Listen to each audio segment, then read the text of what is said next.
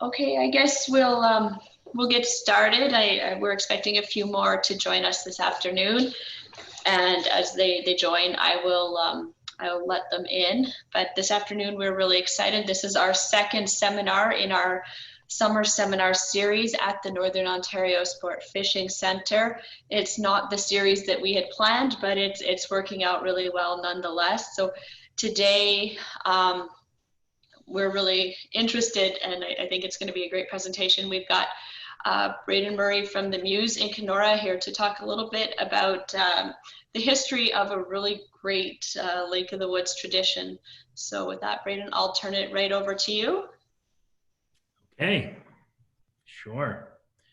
Well, I'm happy to be joining you in my palatial Victorian estate, as you can see. Not really, I'm actually here in the boardroom of the museum, but I'm certainly happy to be here with you today. So when Heather got a hold of me a few months ago, actually around Christmas time, I guess, to talk about this topic, the shore lunch, at first I thought, well, what kind of history could that have? And it must be pretty mundane. And then the more I thought about it, the more kind of interested I got. And I think kind of looking at things that we kind of take for granted, I think it's a really neat exercise. I had a professor in university who would start out classes with a really simple question. The one that I remember specifically is he walked in one day and he said, "Why can't I buy beer in the grocery store?" And that became a very lengthy answer. Actually, we spent most of the semester talking about it. We're not going to be talking about Supreme Court cases and all that sort of thing today, but this is one of those questions where things get pretty complex, and then we can get back to the kind of the more simple answer.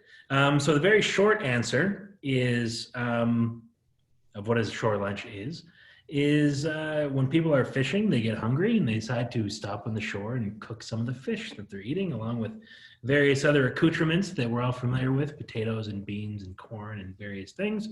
But the long answer, of course, is a lot more complex. Before we start out, I'll have to get this out of the way that a shore lunch is not a picnic. It's same genus, different species, as they say. But they do have a very important distinction. They're both eating outside by the lake. These people quite enjoying themselves here. This is right around the turn of the century on Lake of the Woods. And it's not a picnic. The shore lunch is not a picnic. This is a picnic, but the shore lunch involves cooking. As you can see, the never to be forgotten shore lunches featuring fresh fish on the Lake of the Woods and in the northern Midwest. So this is a big difference. That's the big difference between the picnic and the shore lunch. And today we're going to be talking about the shore lunch. So I would be remiss if I didn't talk about the oldest shore lunch that we're familiar with. For those who paid attention in Sunday school, cooking fish is an ancient way of eating. And traditionally after the crucifixion of Jesus, he appeared to his disciples on a lake shore, and they reconnected.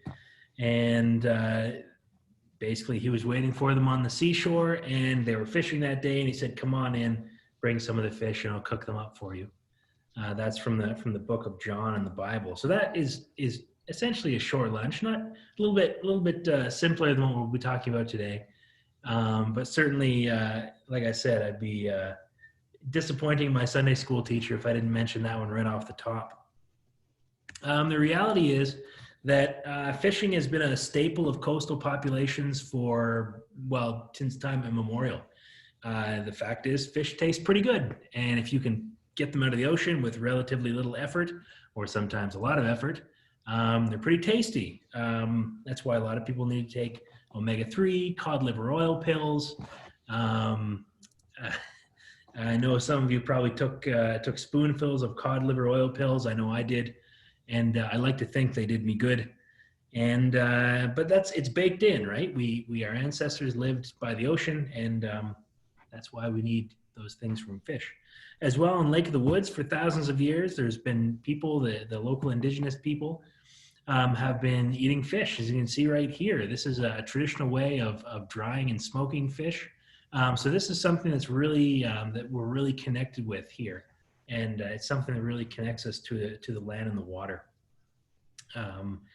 But breading fish, as we're a little more familiar with, really was popularized in about the 1600s or so. And the reason why it was popularized, it was popularized by Sephardic Jews from Holland and Spain. And as we know, there's a lot of actually persecution and people treating Jewish people very poorly in, throughout history, but certainly in the medieval age as well. And so the population of Sephardic Jews from Holland and Spain moved around quite a bit. And eventually they found their way to England, to what is now England. And what they found was they had a style of sort of breading fish. And I got a little bit ahead of myself with this slide, but they had the style of breading fish, the one that we're familiar with now, the one that you can see in the top and left corner of the slide. It was very popular with that population because it could be cooked on Friday, and then it could be eaten cold the next day on the Sabbath. So you wouldn't have to be working on the Sabbath. You could have your delicious meal that you cooked the day before, and it would be quite nourishing. And that's really the origin of sort of the battered and kind of breaded fried fish that we have today. So fish fries were brought to North America by Europeans. Like I said, in Canada, in the northern United States, indigenous people had been smoking fish for thousands of years, had been drying fish, had been cooking it in other ways. But sort of the breaded fish that we know today was brought by Europeans.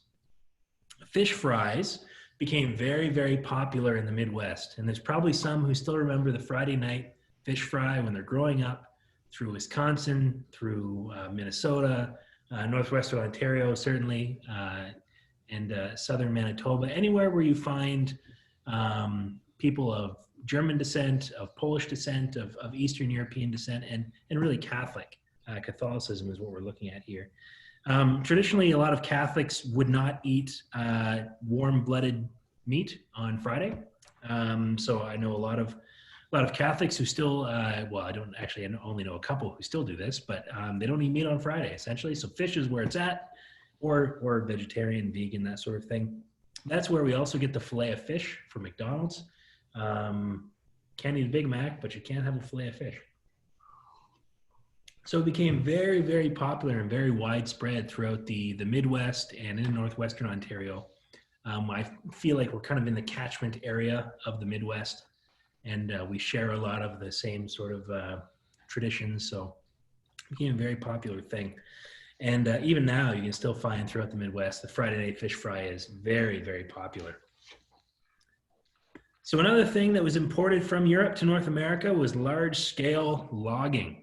And this is the lumber yard of the Kuwaitan Lumber Company, which is here in Kenora.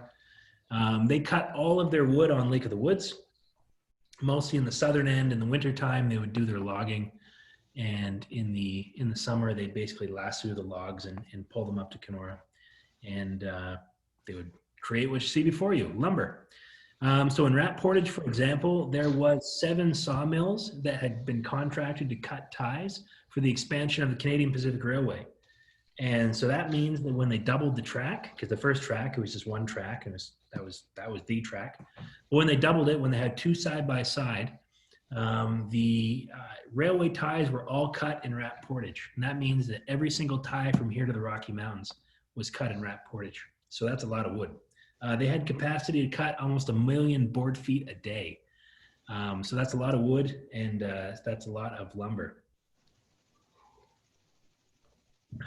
So if you're ever taking the train out west, you can think about that as you're moving along the rails.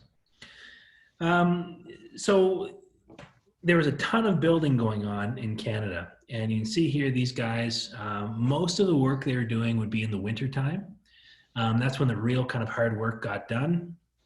These guys are shaping some logs here. This is a little bit of an older picture, but they're working out. They're out at the lumber camp, and they're doing their bit there. So as a result of this, there was a ton of lumberjacks on Lake of the Woods. They worked up quite an appetite, as you might expect. Guys working outside in the middle of winter, And but the problem was you'd have to load up all of your supplies at the beginning of winter, take it out to the camp, and live on it for 3 months. So it was not uncommon for a lumber camp on Lake of the Woods, to have 150 tons of supplies for the winter. 150 tons. Now, most of that was actually hay for the horses, but a lot of food was going out, and they didn't have refrigeration, but it was the wintertime. In his memoir, Sand Ahead, Alan Shaw, who worked as a lumberjack on the lake for many years, he recounts the food was pretty simple. Beef stew and brown gravy, pork and beans, potatoes, and tea. And as he says, tea that was so thick you could float an axe head in it. So clearly they were they liked their tea. So they'd make a fire during lunchtime in the winter to keep warm. And in the summer, they'd make a fire to keep the flies away. And that quickly became making a fire to actually cook their lunch. And really not to cook it, but to warm it up. Because the cook would make the food at the camp. He would bring it out to the guys who were working at the various spots they were working at. By the time they got there, sometimes it wasn't super warm. The food all had to be non-perishable, and the holy trinity of lumberjack food, as Alan Shaw said, was beans, bacon, and bread. And the bread wasn't in loaves as we know them, but they took out hundreds of pounds of flour and baking powder and things to make little cakes and pancakes and actual bread and all sorts of different things that they could eat for bread. The bread didn't arrive, like I said, in full loaves. It was kind of like a Bisquick mixture, and they would kind of use that as they saw fit. So you can kind of see where we're going here, I think. We're just missing one key ingredient. There's another really great shot. Here these guys doing a lot of hauling. Like I said, the horses did so much hard work in the wintertime. And it was really quite a hard life for the men and the horses, but that was life on Lake of the Woods in northwestern Ontario, and you never had to worry about overheating. So that's a silver lining, I guess. Okay, so it was not a coincidence that the Heinz Company was basically the first food that they mass-produced in cans. Now, not the first canned food, but the first food that was mass-produced that you could walk to the store and grab a can was baked beans. Very, very popular, very, very popular, very calorie dense, very nutritious, and something that was a kind of a staple from the beginning. Now, this is all well and good, but what does it have to do with shore lunches? Well, the fish frying tradition of the Midwest connected with the food traditions of the lumberjack, and they were on a kind of a connection that we're going to follow. All they needed was a catalyst to try to get things all mixed together. So that catalyst was coming, and it arrived in the 1880s. That catalyst was the railway. The building of the CPR and the connections across Canada was vital to moving people around and for more and more people to come from east to west and to start living here and to settle here. But what this also brought, not just people who are coming to work, but people who are coming for tourism. Now, it was expensive. The original cost to travel from Winnipeg to the Lake of the Woods was pretty pricey. Second class was $23 one way from Winnipeg to Rat Portage. And that was in 1885, so right around when these guys were working, this fellow on the top of the pole here. To put that in context, the guy on the pole here and his colleagues along the side, they would have been making about $12 a week, and with 8 of that going to room and board. So a trip from Winnipeg to the Lake of the Woods was expensive, and it was not something that necessarily was available to everyone right at first.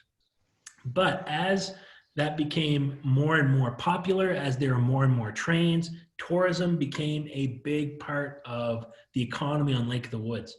People were coming from the cities. They were coming from these dirty kind of coal fire, unpaved streets, horse droppings everywhere, bad sewage and all sorts of, it was pretty rough to be in a city in Victorian Canada.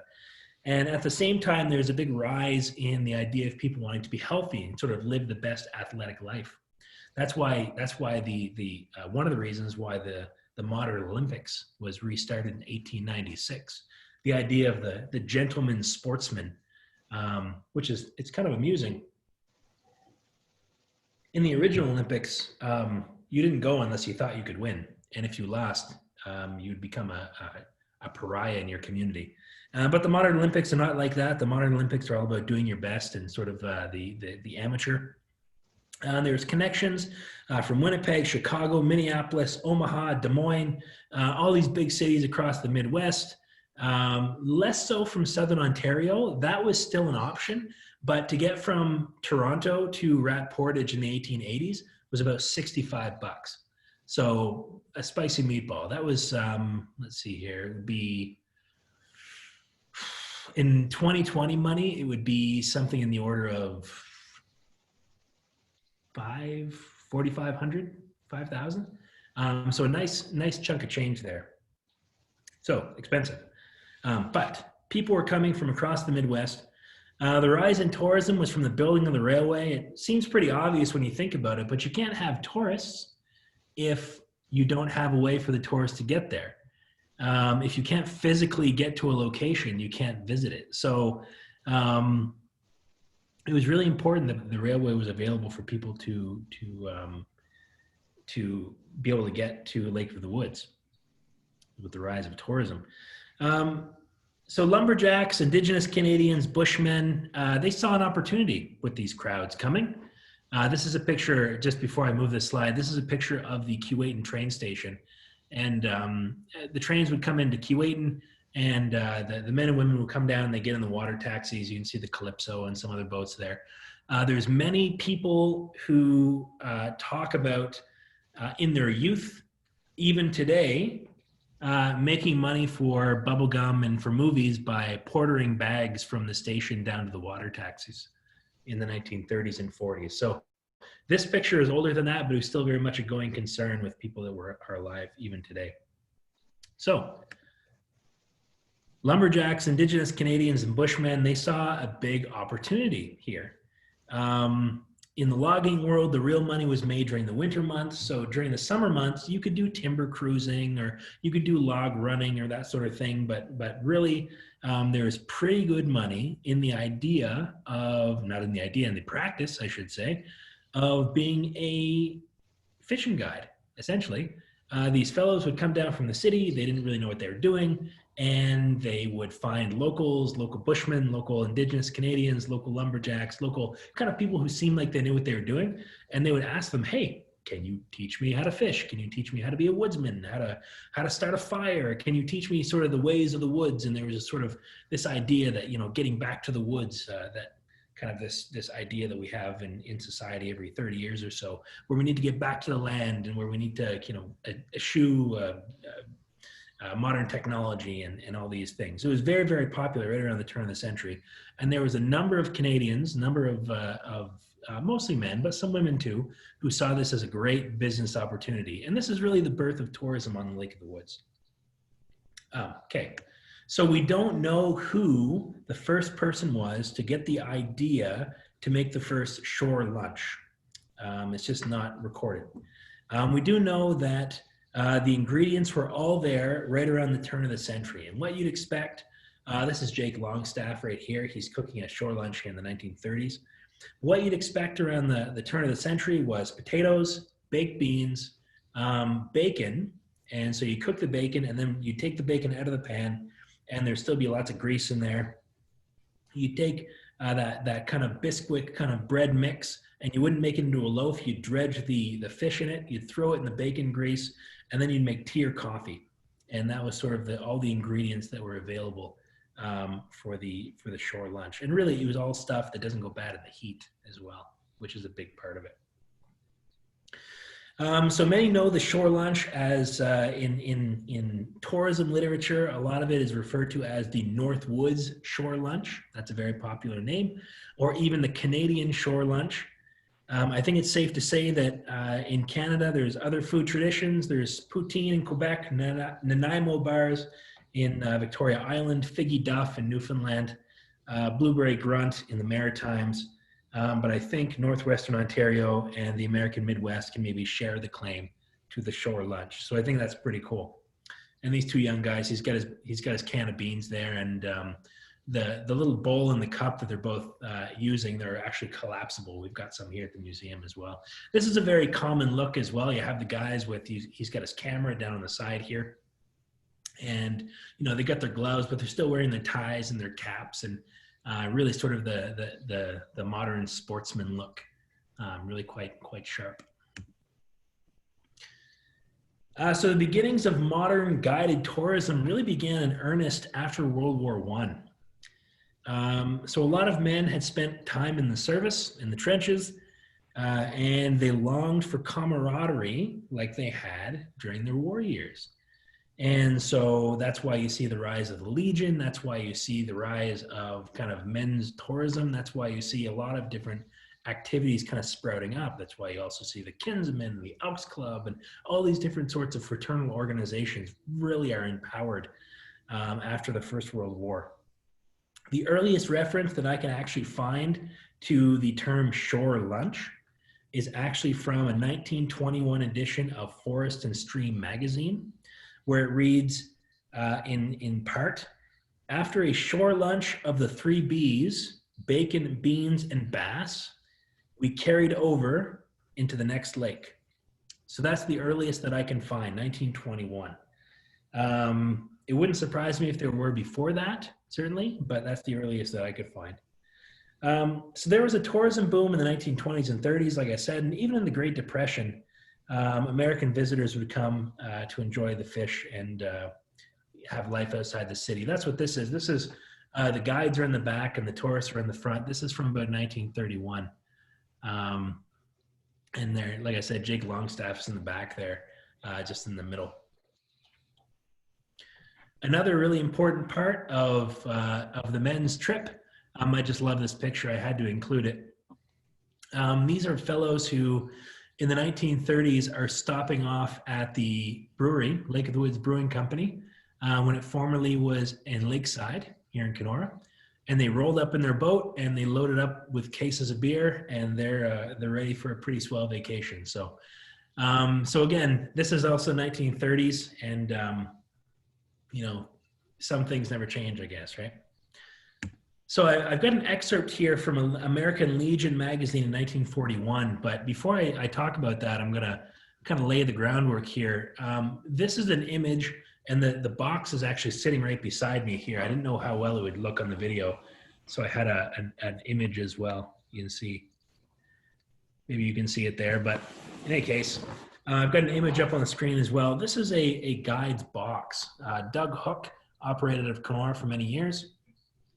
And the guide would keep his shore lunch supplies in this box, and everything would be ready to go for lunchtime.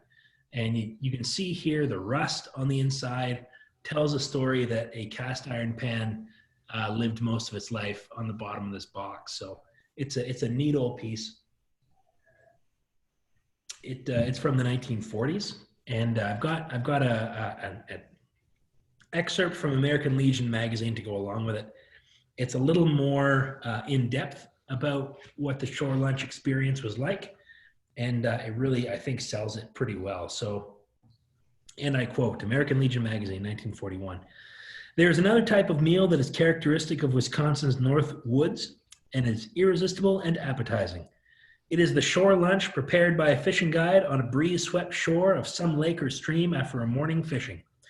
If you have planned for a shore lunch, your guide will have stowed in the boat a mysterious box, like this box. Probably he has carefully tucked it into the bow of the boat or under a seat, and then you proceed to forget all about it until your normal lunchtime, when you become aware of the pangs of hunger and say, for God's sake, when do we eat? The guide smiles knowingly. Hundreds have starved to death in the boat for years out on the lake, and they've been reborn again by the magic of the campfire after the shore lunch is made. Your guide rows to the shore, usually not far away, because he's as hungry as you are, and he's been secretly working towards his campground of choice. Before you know it, the fire is made, the coffee pot is on, a kettle is A kettle is boiling, peeled potatoes and eggs are being boiled, and the coffee is bubbling actively. A big frying pan is on the fire, bacon is crisping, fillets of pike or bass, scalped in flour and liberally sprinkled with salt and pepper, are in the pan. The aroma of coffee fills the air. Never before has such a nectar been brewed, and never before has one inhaled such a heavenly aroma. It is only before, on a rustic table or on the ground, will be a spread of gargantuan magnitude that is destined to go down in your personal history as the greatest meal you have ever eaten. So that's a pretty good endorsement of the shore lunch, I would say. That sounds pretty good to me. So the 1950s, after World War II, was another boom, and I've got a ton of images of camps from Sioux Narrows and Nestor Falls. And so some of you may recognize some of these camps as well. But the post-war tourism boom was really big for a different reason after World War II than it was after World War I. The big reason after World War II was the automobile. Now trains weren't the number one way of getting around, and families were loading up in the car and going north. The Northwoods Adventure was available for the common person more and more in the 50s and 60s, and that's when we see a lot of the growth of the tourism industry on Lake of the Woods. It's very, very still common now across in Kenora and around Lake of the Woods to see signs and that sort of thing that clearly were first put up in the 1950s. So I've got a few here. So there's Motlong's Canadian Camps, Sioux Narrows, Ontario, and the Sioux Narrows Hotel, Anderson's. So some of you might recognize Anderson's. There is the Red Lake, or the Red Deer Lodge in Nestor Falls. There we go. Really nice Ford Model A sitting there. And the falls, of course, the actual falls in Nestor Falls. I actually just stopped by there for the first time the other day. It's quite pleasant. Red Indian Lodge in Sioux Narrows. That's their Wanigan right there. So that's a place where you can do all sorts of cooking and it might even been a bunkhouse. I'm not sure, but I know they definitely had a kitchen in there. Canadian Haven in Nestor Falls. Actually, I drove by it just the other day. It still kind of looks like that. Green's Camps, Lake of the Woods in Nestor Falls. Very, very nice. And these were all kind of built up in the 30s, 40s, and the real boom time was in the 1950s. All right. So in the 1950s and 60s, that's when you start to see the shore lunch becoming not just something that happens on your fishing trip, but something that's really actively advertised. A lot of guides and a lot of camps and lodges were actively advertising the shore lunches in their promotional materials when they're going to trade shows in the States. They're having every picture that I'm showing you here is actually advertising. You can see a nice fillet there, the guide's preparing. This is from a series of photos from Ash Rapids Camp. The shore lunch is something that was really, really big in their advertising. There's a couple really good photos that they included here. It was a group from the States, and this fellow was wearing a safari cap for the whole time. So I don't know where he thought he was going, but I guess it's kind of like being on safari up here, but it's a fun group of pictures, and it really shows, I think is quite enticing when you look back and you see kind of the food being prepared in such a primitive way, but so delicious. All the fish being fried up there, really quite tasty. So again, shore lunch at Hayberg's Echo Bay Camp, Dogtooth Lake, Kenora, Ontario. Huge. It became very, very big, and something that not just guides were doing, but something that people were doing pretty much right across the lake. It became a really popular, fun family activity, and that's really what the evolution of the kind of the shore lunch is now. It was once just the kind of the space of lumberjacks and the space of woodsmen and the space of sort of the outdoors man and the fishing guides, and now it's really the space of pretty much everyone. So it's very common even now that you stop off for a shore lunch on the shore of the lake, and it's really quite it's a very pleasant experience. So that's sort of where we are now. That's essentially the sort of the long answer of the history of the shore lunch. There are a lot of references now in modern material for the shore lunch, but it was a little bit difficult to kind of track it down. And once I sort of got the lumberjack picture and was reading out the ingredients of what they usually would eat, things became pretty clear. But that's all I have. That's the brief history of the shore lunch on Lake of the Woods. And know that when you're enjoying one yourself, you're enjoying a real part of Northwestern Ontario, and something that I think that we have a pretty valid claim to calling something that's our very own. So thanks, guys. So, thank you, Braden. That was really, really interesting. Do you have a couple minutes if anybody has any questions? Sure. I'll just see if I can unmute anybody. If you have a question, just bear with me for a sec.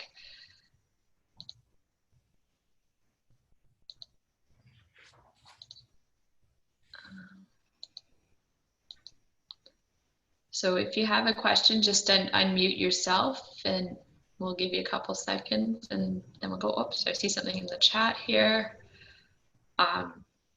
There's some comments in the chat, a great overview. Does anybody have any questions? Any comments?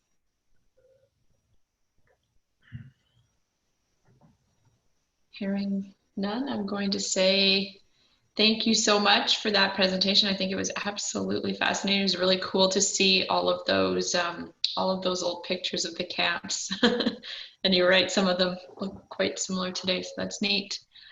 Well, thank you everybody for spending a bit of time with us this afternoon, and we hope you will join us for our next one, which is happening next Tuesday. Thank you, Braden. Thank you, everybody.